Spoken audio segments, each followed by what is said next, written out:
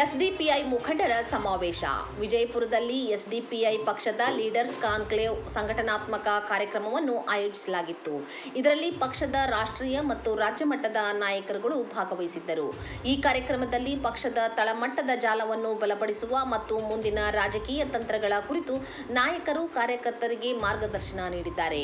ರಾಜಕೀಯ ಹೇಳಿಕೆಗಳು ಮತ್ತು ಇತ್ತೀಚಿನ ದಿನಗಳಲ್ಲಿ ವಿಜಯಪುರದಲ್ಲಿ ಎಸ್ಡಿಪಿಐ ಮುಖಂಡರು ಪ್ರಮುಖ ಪತ್ರಿಕಾಗೋಷ್ಠಿಗಳನ್ನು ನಡೆಸಿ ಸ್ಥಳೀಯ ರಾಜಕಾರಣ, ಸಾರ್ವಜನಿಕ ಸಮಸ್ಯೆಗಳು ಹಾಗೂ ಸಚಿವ ಎಂಬಿ ಪಾಟೀಲ್ ಮತ್ತು ಶಾಸಕ ಬಸನಗೌಡ ಪಾಟೀಲ್ ಯತ್ನಾಳ್ ಅವರ ರಾಜಕೀಯ ನಿಲುವುಗಳ ವಿರುದ್ಧ ತೀವ್ರ ವಾಗ್ದಾಳಿ ನಡೆಸಿದ್ದಾರೆ.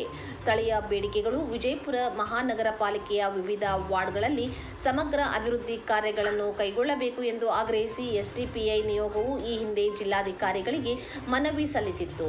ಕಾರ್ಯಕ್ರಮಕ್ಕೆ ಆಗಮಿಸಿದ ಎಸ್ಡಿಪಿಐ ರಾಷ್ಟ್ರೀಯ ಅಧ್ಯಕ್ಷ ಎಂಕೆ ಫೈಜಿ, ಕರ್ನಾಟಕ ರಾಜ್ಯಾಧ್ಯಕ್ಷ ಅಬ್ದುಲ್ ಮಜೀದ್, ರಾಷ್ಟ್ರೀಯ ಉಪಾಧ್ಯಕ್ಷ ಮೊಹಮ್ಮದ್ ಶಫಿ ಹಾಗೂ ರಾಷ್ಟ್ರೀಯ ಕಾರ್ಯದರ್ಶಿ ಮೊಹಿದ್ದೀನ್ ಹಾಗೂ ರಾಜ್ಯ ಉಪಾಧ್ಯಕ್ಷ ಅಬ್ದುಲ್ ಹನ್ನಾನ್ ಅವರಿಗೆ ಅದ್ದೂರಿ ಸ್ವಾಗತ ಕೋರಲಾಯಿತು.